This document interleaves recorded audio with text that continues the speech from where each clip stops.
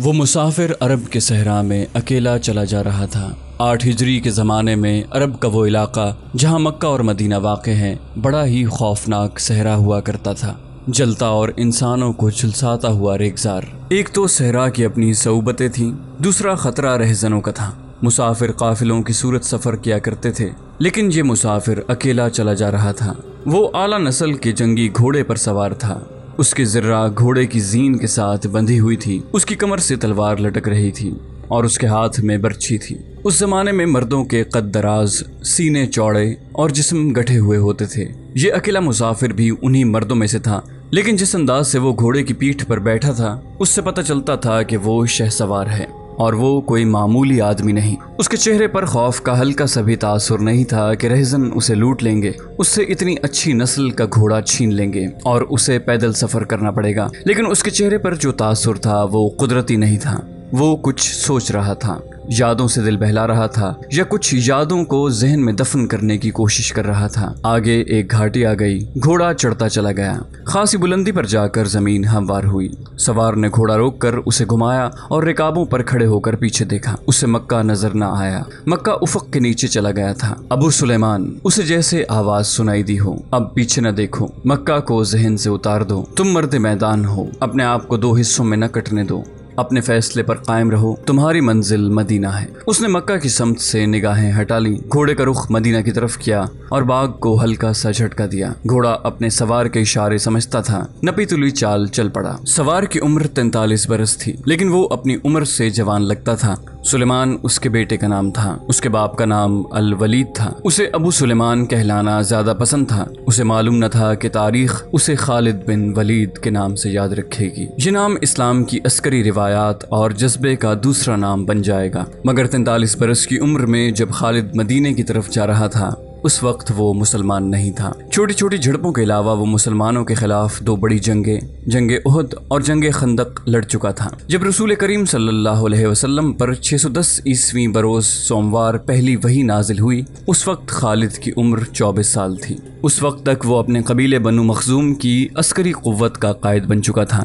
بنو مخزوم کا شمار قریش کے چند ایک معزز خاندانوں میں ہوتا تھا۔ قریش کے عسکری امور اسی خاندان کے سپرد تھے۔ قریش خالد کے باپ الولید کے احکام اور فیصلے مانتے تھے۔ 24 برس کی عمر میں یہ حیثیت خالد کو بھی حاصل ہو گئی تھی، مگر اس حیثیت کو ٹھکرا کر خالد ابو سلیمان مدینے کو جا رہا تھا۔ کبھی وہ محسوس کرتا جیسے اس کی ذات سے کوئی قوت اسے پیچھے کو گھسیٹ رہی ہو۔ جب وہ اس قوت کے اثر کو محسوس کرتا تو اس کی گردن پیچھے کو مڑ جاتی، لیکن اس کی اپنی ذات سے ایک آواز اٹھتی، آگے دیکھ خالد، تو ولید کا بیٹا تو ہے لیکن وہ مر گیا ہے، اب تو سلیمان کا باپ ہے، وہ زندہ ہے۔ اس کے ذہن میں 2 نام اٹک گئے، محمد صلی اللہ علیہ وسلم جو ایک نیا دین لے کر آئے تھے، اور الولید جو خالد کے باپ اور آپ کے نئے دین کا بڑا دشمن تھا۔ باپ یہ دشمنی ورثے کے طور پر خالد کے حوالے کر کے دنیا سے اٹھ گیا تھا۔ خالد کے گھوڑے نے پانی کی مشک پر اپنے آپ ہی رخ بدل لیا تھا۔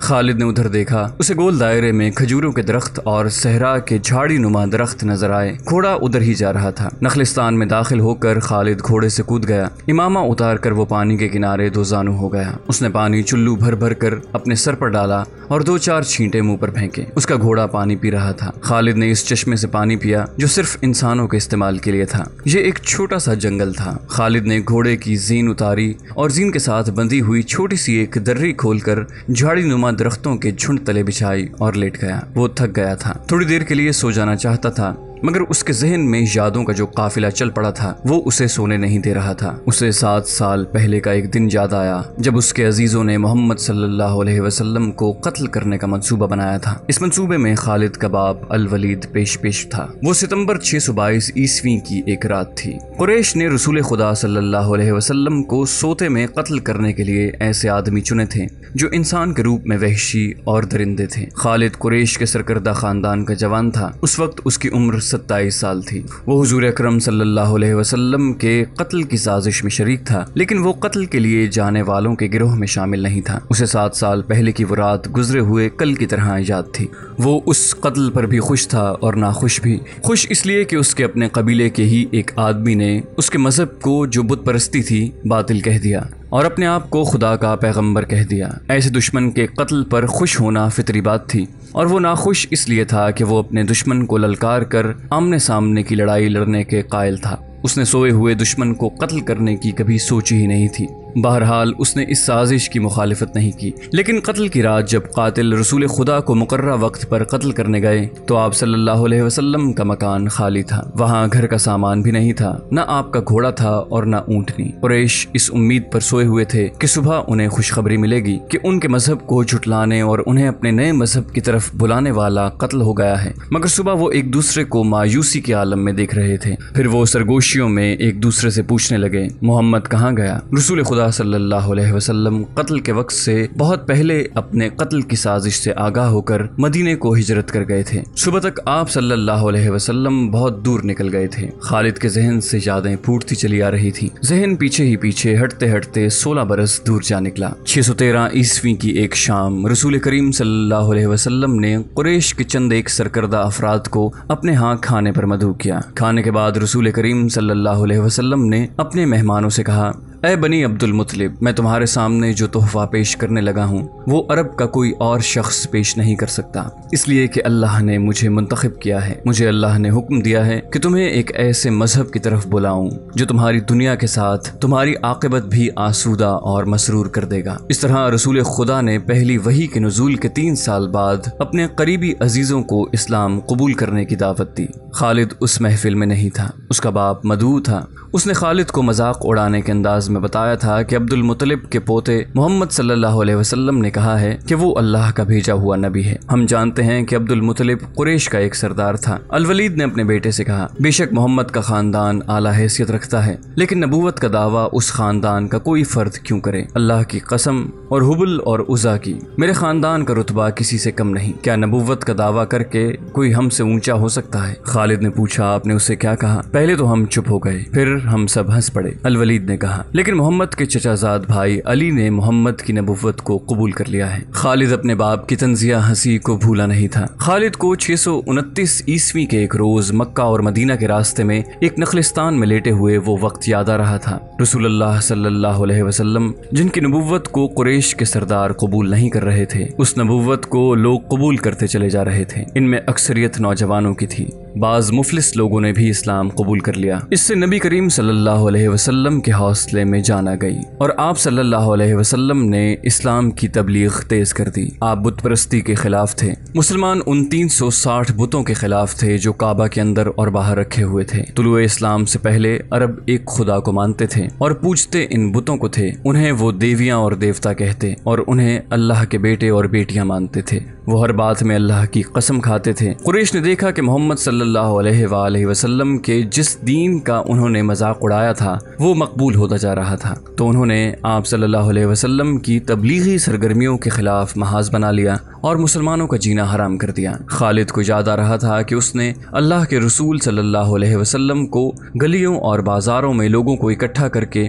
انہیں اسلام قبول کرنے کی دعوت دیتے اور بتاتے دیکھا تھا کہ بت انہیں نہ فائدہ دے سکتے ہیں نہ نقصان۔ عبادت کے لائق صرف اللہ ہے جو وحدہ لا شریک ہے۔ رسول خدا صلی اللہ علیہ وسلم کی مخالفت کے قائد قریش کے 4 سردار تھے۔ ایک تو خالد کا باپ الولید تھا، دوسرا نبی کریم صلی اللہ علیہ وسلم کا اپنا چچا ابو لہب تھا، تیسرا ابو سفیان اور چوتھا ابو الحکم تھا جو خالد کا چچا زاد بھائی تھا۔ مسلمانوں پر سب سے زیادہ ظلم اور تشدد اسی شخص نے کیا تھا۔ وہ جہالت کی حد تک کینہ پرور اور مسلم کش تھا، اسی لیے مسلم اسے ابو جہل کہتے تھے۔ یہ نام اتنا عام ہوا کہ لوگ جیسے اس کا اصل نام بھول ہی گئے ہوں۔ تاریخ نے بھی اس پستہ قد، بھینگے اور لوہے کی طرح مضبوط آدمی کو ابو جہل کے نام سے ہی یاد رکھا ہے۔ خالد کو یہ یادیں پریشان کرنے لگیں، شاید شرمسار بھی۔ قریش کے لوگوں نے رسول خدا صلی اللہ علیہ وسلم کے گھر میں کئی بار غلاظت پھینکی تھی۔ جہاں کوئی مسلمان اسلام کی تبلیغ کر رہا ہوتا وہاں قریش کے آدمی جا پہنچتے اور ہلڑ مچاتے۔ بد اخلاق اور دھتکارے ہوئے آدمیوں کو رسول خدا صلی اللہ علیہ وسلم کو پریشان کرتے رہنے کے کام پر لگا دیا گیا تھا۔ خالد کو یہ اطمینان ضرور تھا کہ اس کے باپ نے محمد صلی اللہ علیہ وسلم کے خلاف ایسی کوئی گھٹیا حرکت نہیں کی تھی۔ وہ 2 مرتبہ قریش کے 3-4 سرداروں کو ساتھ لے کر رسول خدا کے چچا ابو طالب کے پاس कुरैश ये कहने गया था कि वो अपने भतीजे को बुतों की तौहीन और नबूवत के दावे से रोके, वरना वो किसी के हाथों कत्ल हो जाएगा। अबू तालिब ने उन लोगों को दोनों मर्तबा टाल दिया। खालिद को अपने बाप की बहुत बड़ी कुर्बानी याद आई। अम्मारा खालिद का भाई था। वो खास तौर पर खूबसूरत नौजवान था। वो ज़हीन था और उसमें बांकपन था। खालिद के बाप अल वलीद ने अपने इतने खूबसूरत बेटे अम्मारा को कुरैश के 2 सरदारों के हवाले किया और उन्हें कहा कि इसे मोहम्मद के चचा अबू तालिब के पास ले जाओ और इससे कहो कि मेरा बेटा रख लो और उसके बदले मोहम्मद सल्लल्लाहु अलैहि वसल्लम हमें दे दो। खालिद अपने बाप के इस फैसले पर कांप उठा था और जब उसका भाई अम्मारा दोनों सरदारों के साथ चला गया तो खालिद तन्हाई में जाकर रोया। सरदारों ने अम्मारा को रसूल करीम के चचा के आगे करके कहा, अबू तालिब, इसे तुम जानते हो, ये अम्मारा बिन अल वलीद है। तुम ये भी जानते हो कि बनु हाशिम ने, जिसके तुम सरदार हो, अभी तक इस जैसा सजीला और अक्लमंद जवान पैदा नहीं किया। ये हम हमेशा के लिए तुम्हारे हवाले करने आए हैं। इसे अपना बेटा बनाकर रखो, ये तमाम उम्र तुम्हारा फर्माबरदार रहेगा और अगर इसे अपना गुलाम बना लोगे तो कसम है अल्लाह की, तुम पर अपनी जान भी कुर्बान कर देगा। मगर तुम इसे मेरे हवाले क्यों कर रहे हो? अबू तालिब ने पूछा, क्या बनु मखजूम की माओं ने अपने बेटों को नीलाम करना शुरू कर दिया है? कहो इसकी कितनी कीमत चाहते हो? इसके इवज हमें अपना भतीजा मोहम्मद दे दो। कुरैश के एक सरदार ने कहा, तुम्हारा ये भतीजा तुम्हारी रुसवाई का बायस बन गया है। उसने तुम्हारे आबा व अजदाद के मजहब को रद्द करके नया मजहब बना लिया है। क्या तुम देख नहीं रहे कि तुमने इस कबीले में आदमी को आदमी का दुश्मन बना दिया है? तुम मेरे भतीजे को ले जाकर क्या करोगे? कत्ल। कुरैश के दूसरे सरदार ने जवाब दिया, हम मोहम्मद को कत्ल करेंगे। ये बेइंसाफी नहीं होगी। तुम देख रहे हो कि हम तुम्हारे भतीजे के बदले तुम्हें अपना बेटा दे रहे हैं। ये बहुत बड़ी बेइंसाफी होगी। अबू तालिब ने कहा, तुम मेरे भतीजे को कत्ल करोगे और मैं तुम्हारे बेटे को पालूंगा और उस पर खर्च करूंगा और उसे बहुत अच्छी जिंदगी दूंगा। तुम मेरे पास कैसा इंसाफ लेकर आए हो? मैं तुम्हें इज्जत से रुखसत करता हूँ। खालिद ने जब अपने भाई को अपने सरदारों के साथ वापस आते देखा और सरदारों से सुना कि अबू तालिब ने ये सौदा कबूल नहीं किया तो खालिद को दिली मुसरत हुई थी। मोहम्मद सल्लल्लाहु अलैहि वसल्लम का तुमने क्या बिगाड़ लिया था अबू सुलेमान? खालिद की जात से एक सवाल उठा। उसने ख्यालों ही ख्यालों में सर हिलाया और ही दिल में कहा, कुछ नहीं। बेशक मोहम्मद सल्लल्लाहु अलैहि वसल्लम का जिस्म ताकतवर है, लेकिन रकाना बिन अब्द यजीद जैसे पहलवान को उठाकर पटखने के लिए सिर्फ जिस्मानी ताकत काफ़ी नहीं। रकाना बिन अब्द यजीद रसूल करीम सल्लल्लाहु अलैहि वसल्लम का चचा था जिसने इस्लाम कबूल नहीं किया था। ये अरब का माना हुआ पहलवान था। नामी गरामी पहलवान आए जिन्हें उसने एक ही दाव में पटक कर उठने के काबिल नहीं छोड़ा। वो वहशी इंसान था, सिर्फ लड़ना मारना जानता था। खालिद को वो वक्त याद आने लगा जब मुसलमानों को दिक करने वाले 3-4 आदमियों ने एक दिन रकाना पहलवान को खूब खिलाया पिलाया और उसे कहा था कि तुम्हारा भतीजा मोहम्मद सल्लल्लाहु अलैहि वसल्लम किसी के हाथ नहीं आता, न अपनी तबलीग से बाज आता है, न किसी से डरता है और लोग उसकी बातों के जादू में आते चले जा रहे हैं। क्या तुम उसे सीधा नहीं कर सकते? रकाना ने अपने चेहरे पर मस्त भैंसे का तासुर पैदा करके तकब्बुर के लहजे में कहा था, क्या तुम मेरे हाथों उसकी हड्डियां तोड़वाना चाहते हो? लाओ उसे मेरे मुकाबले पर, लेकिन वो मेरा नाम सुनकर मक्का से भाग जाएगा। नहीं, मैं उसके साथ लड़ना अपनी तौहीन समझता हूँ। उसने उकसाने वाले आदमियों की बात न मानी। वो किसी पहलवान को अपने बराबर समझता ही नहीं था। मुसलमानों के दुश्मन खामोश हो गए थे, लेकिन सोचते रहे कि रसूल खुदा सल्लल्लाहु अलैहि वसल्लम को रिकाना के हाथों गिरा कर आप सल्लल्लाहु अलैहि वसल्लम का तमाशा बनाया जाए। मक्का के यहूदी खास तौर पर रसूल अकरम के दुश्मन थे, लेकिन वो खुलकर मैदान में नहीं आते थे। वो खुश थे कि अहले कुरैश आपस में बटकर एक दूसरे के दुश्मन हो गए हैं। उन्हें पता चल गया कि कुरैश के कुछ आदमियों ने रिकाना पहलवान को उकसाया है कि वो रसूल खुदा को कुश्ती के लिए ललकारे, लेकिन वो नहीं मान रहा था। एक रोज रिकाना रात के वक्त एक गली से गुजर रहा था कि उसके करीब से एक बड़ी हसीन और जवान लड़की गुजरी। चांदनी रात में लड़की ने रिकाना को पहचान लिया और मुस्कुराई। रिकाना वहशी था। वो रुक गया और लड़की का रास्ता रोक लिया। क्या तुम जानती हो कि औरत मर्द की तरफ देखकर मुस्कुराती है तो इसका मतलब क्या होता है? रिकाना पहलवान ने पूछा, कौन हो तुम? इसका मतलब ये होता है कि औरत उस मर्द को चाहती है। उस जवान लड़की ने जवाब दिया, मैं सब्त बिनते अरमन हूँ। ओह, अरमन यहूदी की बेटी, रिकाना ने कहा और लड़की के कंधों पर हाथ रखकर उसे अपने करीब करके बोला, क्या मेरा जिस्म तुझे इतना अच्छा लगता है और क्या मेरी ताकत? सब्त ने पीछे हटते हुए कहा, तुम्हारी ताकत ने मुझे मायूस कर दिया है। तुम अपने भतीजे से डर गए हो? रिकाना ने गरज कर पूछा, कौन कहता है? सब ने जवाब दिया, सब कहते हैं। पहले मोहम्मद को गिराओ میں اپنا جسم تمہیں انعام میں دوں گی۔ خدا کے بیٹوں اور بیٹیوں کی قسم تیری بات پوری کر کے تیرے سامنے لاؤں گا۔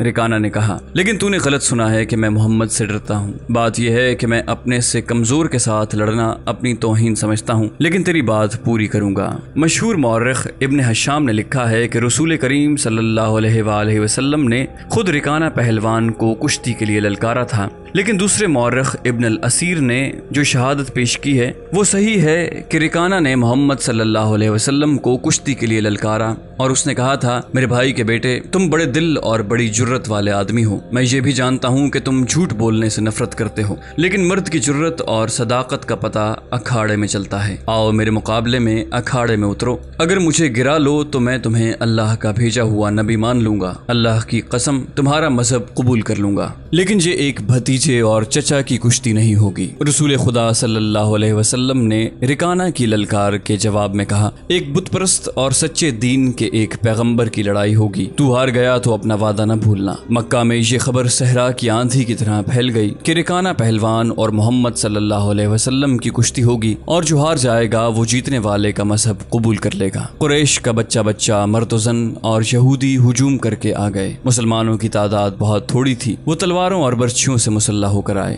کیونکہ انہیں خطرہ محسوس ہو رہا تھا کہ قریش کشتی کو بہانہ بنا کر رسول خدا صلی اللہ علیہ وسلم کو قتل کر دیں گے۔ عرب کا سب سے زیادہ طاقتور اور وحشی پہلوان رکانہ بن عبد یزید رسول کریم صلی اللہ علیہ وسلم کے مقابلے پر اترا۔ اس نے رسول خدا پر تنزیہ نظر ڈالی اور آپ صلی اللہ علیہ وسلم پر پھپتی کسی۔ آپ صلی اللہ علیہ وسلم مکمل خاموشی اور اطمینان سے رکانہ کی آنکھوں میں آنکھیں ڈال کر دیکھتے رہے کہ وہ بے خبری میں کچھ داؤ نہ کھیل جائے۔ رکانہ آپ کے ارد گرد یوں گھوما جیسے شیر اپنے شکار کے ارد گرد گھوم گیا ہو اور اب اسے کھا جائے گا۔ ہجوم رسول اکرم صلی اللہ علیہ وسلم کا مذاق اڑا رہا تھا۔ مسلمان خاموش تھے، وہ دل ہی دل میں اللہ کو یاد کر رہے تھے۔ انہوں نے اپنی تلوار کے دستوں پر ہاتھ رکھے ہوئے تھے، پھر نہ جانے کیا ہوا، رسول اکرم صلی اللہ علیہ وسلم نے کیا داؤ کھیلا۔ ابن الاسیر کہتا ہے کہ آپ صلی اللہ علیہ وسلم نے رکانہ کو اٹھا کر زمین پر پٹخ دیا۔ رکانہ زخمی شیر کی طرح اٹھا اور غرا کر آپ صلی اللہ علیہ وسلم پر حملہ آور ہوا۔ آپ صلی اللہ علیہ وسلم نے پھر وہی داؤ کھیلا اور اسے پٹخ دیا۔ وہ اٹھا تو آپ نے اسے تیسری بار پٹخا۔ بھاری بھرکم جسم 3 بار پٹخا گیا تو کشتی جاری رکھنے کے قابل نہ رہا۔ رکانہ سر جھکا کر اکھاڑے سے نکل گیا۔ ہجوم پر سناٹا طاری ہو گیا اور مسلمان ننگی تلواریں اور برچھیاں ہوا میں لہرا لہرا اور اچھال اچھال کر نعرے لگا رہے تھے۔ رسول اللہ صلی اللہ علیہ وسلم نے للکار کر کہا، چچا رکانہ، اپنا وعدہ پورا کر اور یہی اعلان کر کہ آج سے تو مسلمان ہے۔ رکانہ نے قبول اسلام سے صاف انکار کر دیا تھا۔ خالد نے نخلستان میں لیٹے لیٹے اپنے آپ سے کہا، یہ طاقت جسمانی نہیں تھی۔ رکانہ کو یوں 3 بار پٹخنا تو دور کی بات ہے، اسے کوئی پچھاڑ بھی نہیں سکتا تھا۔ رسول اکرم صلی اللہ علیہ وسلم کا تصور خالد کے ذہن میں نکھر آیا۔ وہ آپ صلی اللہ علیہ وسلم کو اچھی طرح سے جانتا تھا، لیکن اب وہ محسوس کر رہا تھا جیسے وہ محمد صلی اللہ علیہ وسلم کوئی اور تھے جنہیں وہ بچپن سے جانتا تھا۔ اس کے بعد آپ صلی اللہ علیہ وسلم نے جو رخ اختیار کیا تھا اس میں خالد آپ صلی اللہ علیہ وسلم کو نہیں پہچانتا تھا۔ نبوت کے دعوے کے بعد خالد کی آپ صلی اللہ علیہ وسلم کے ساتھ بول چال بند ہو گئی تھی۔ وہ آپ کے ساتھ 2 ہاتھ کرنا چاہتا تھا، لیکن وہ رکانہ کی طرح پہلوان نہیں تھا۔ وہ میدان جنگ میں لڑنے والا اور لڑنے والوں کی قیادت کرنے والا جنگجو تھا، لیکن اس وقت مسلمان فوج کی صورت میں لڑنے کے قابل نہیں تھے۔ چینل کو سبسکرائب کیجیے اور بیل آئیکن پر کلک کیجیے تاکہ آپ کو تمام ویڈیوز فوراً ملتی رہیں۔